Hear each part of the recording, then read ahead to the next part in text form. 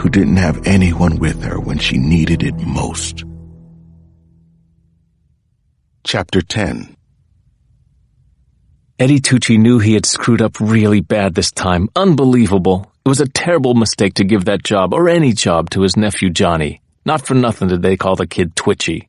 Now he'd gone AWOL, and Eddie had to spend the last 3 days waiting for the rest of this shitstorm to hit the fan. Even so, when the lights in this bar went out just after closing on Wednesday night, Eddie didn't think too much about it. The building was going to shit, the whole neighborhood. Breakers popped all the time. He slid closed the register drawer and walked out from behind the bar in the dark, through the swinging door to the back room. If he could manage to find it, there was an electrical box on the wall. Eddie didn't get that far. Out of nowhere, a bag came down over his head. At the same time, something hit his right knee from the side, hard. Eddie heard the joint pop just before he went down, moaning from the pain.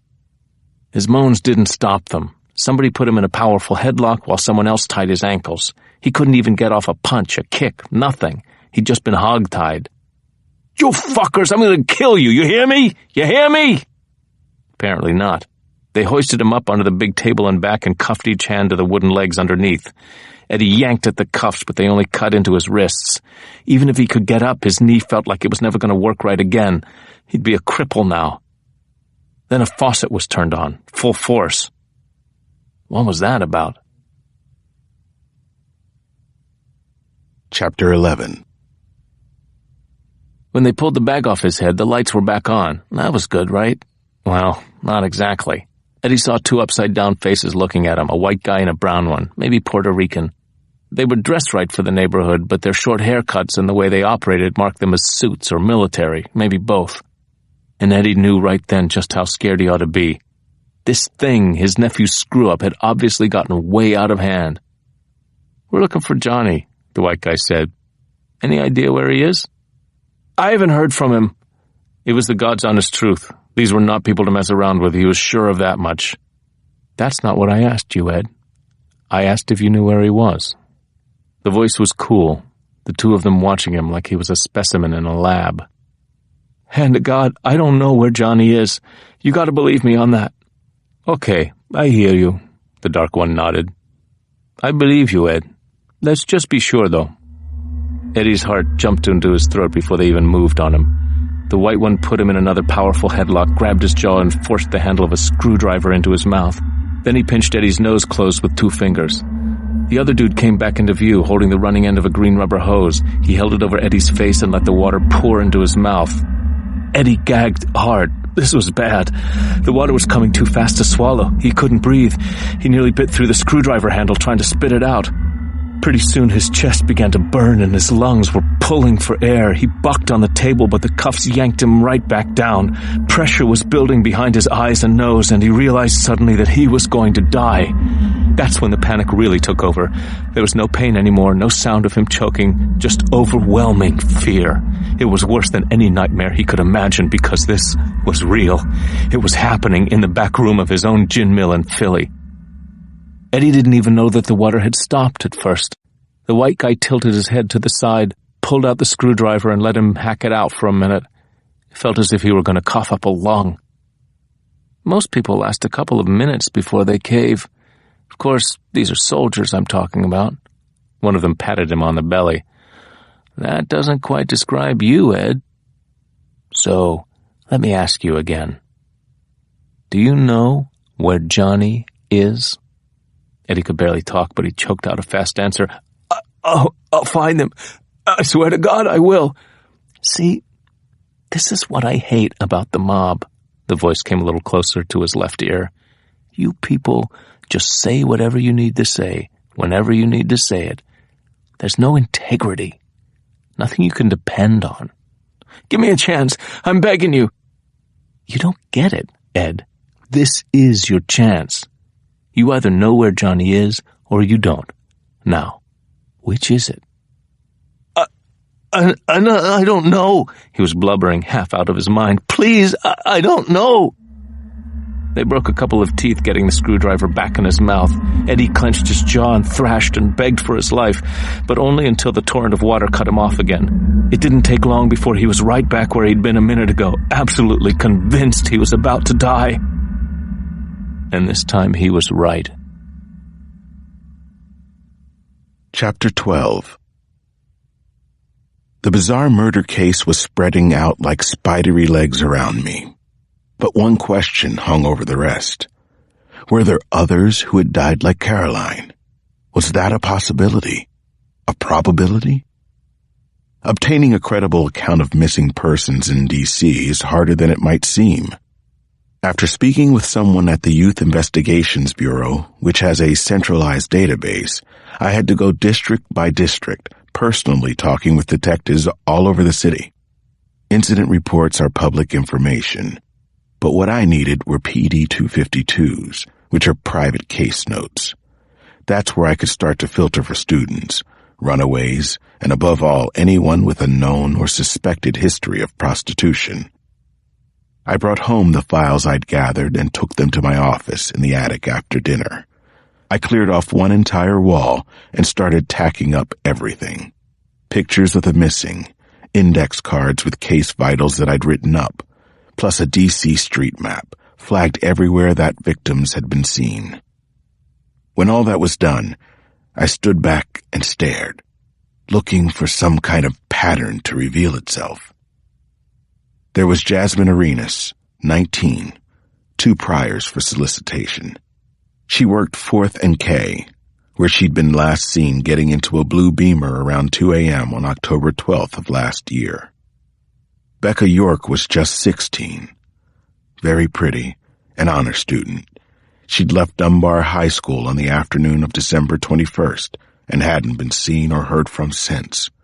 Her foster parents suspected she'd run away to New York City or the West Coast. Timothy O'Neill was a 23-year-old callboy who'd been living with his parents in Spring Valley at the time of his disappearance. He drove away from the house around 10 p.m. on May 29th and never came home again.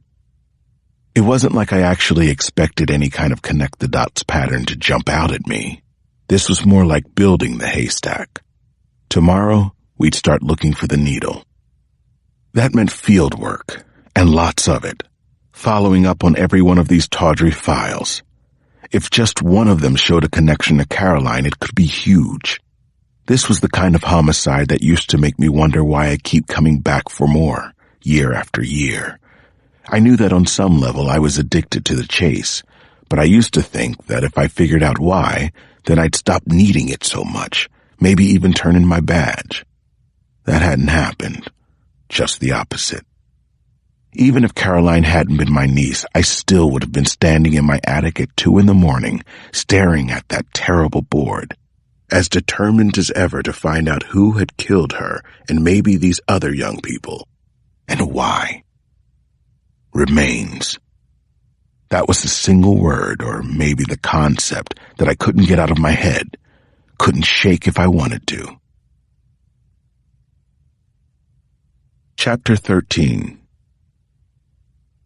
I fell asleep hard that night and woke up the same way, diving into sleep and having to be ripped out of it. I ate breakfast with Nana, Bree, and the kids, but when I left the house, I still wasn't completely awake.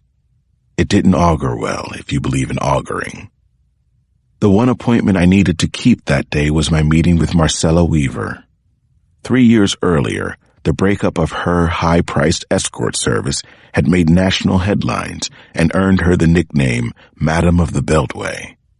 An alleged client list had never surfaced, but still had power brokers all over town shaking in their floor shines. Since then, she'd bounced back Heidi Fleiss style, with a syndicated radio show, a couple of lingerie boutiques, and a speaking fee reported to be $5,000 an hour, ironically enough. I didn't care about any of that. I just wanted her insight into the possible murders of escorts. Once I'd agreed to have her lawyer present, she said she'd meet with me at her apartment. The place was a gorgeous duplex not far from DuPont Circle. She answered the door herself, looking casual and refined in jeans and a black cashmere sweater. She also wore diamond earrings and a diamond-studded cross. "Is it Detective or Dr. Cross?" she asked. "Detective. But I'm impressed that you asked." "Old habits die hard. I guess I'm careful." I do my research. She smiled easily, way more laid back than I expected her to be. Come on in, detective. In the living room, she introduced me to the lawyer, David Shoepike. I recognized him from a couple of high-profile cases around town. He was a dour, balding stereotype of a lonely guy. It was easy to imagine how he and Marcella might have met. She poured me a tall glass of Pellegrino, and we sat down on a leather couch with a view of the city. Let me get this out of the way. I slid a picture of Caroline across the coffee table. Have you ever seen her before? Don't answer that, Marcella. Shoepike started to push the picture back, but Ms. Weaver stopped him. She stared at it, then whispered something in his ear until he nodded. I don't recognize her, she said to me. And for whatever it's worth, if I had, I wouldn't have taken David's advice. I really do want to help if I can. She seemed sincere to me, and I chose to believe her. I've been trying to figure out who Caroline was working for when she was killed. I wonder if you could point me in any direction, I said. She pulled her small bare feet up onto the couch while she thought about it. How much rent was she paying? About $3,000 a month. Well, she certainly wasn't making that on the street. If you haven't already, you should check and see if she had a profile with any of the services. Almost all of them are posted online now. Although if she was truly higher end, it will be that much harder. Why is that? She smiled, not impolitely. Because not everyone caters to the kind of clientele who use Google to find their girls. Point taken. I've checked out the services already, though. I liked this woman, in spite of her job history. What else? It would help to know if she was working in-call, out-call, or maybe both. Also, if there was any kind of specialty that she had. Dominant, submissive, girl-on-girl, massage, group parties, that sort of thing. I nodded, but this wasn't easy for me, and it was getting worse. Every turn of the case reminded me of something else I didn't want to know about Caroline.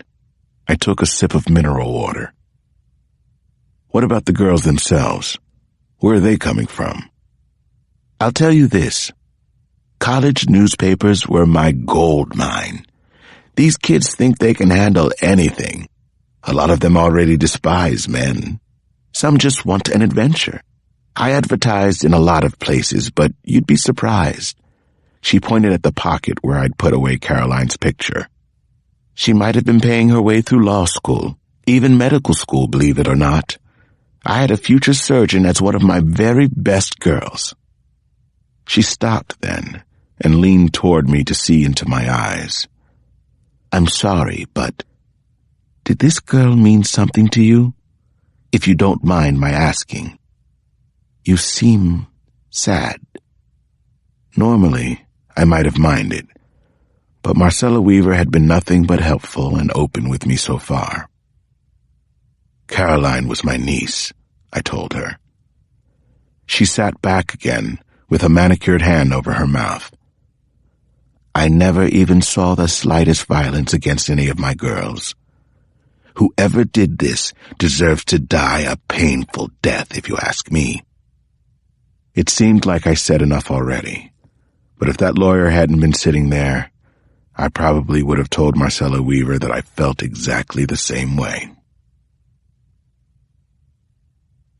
Chapter 14. I could feel some positive movement on the case, but the rest of the day was all dreaded missing persons follow-up.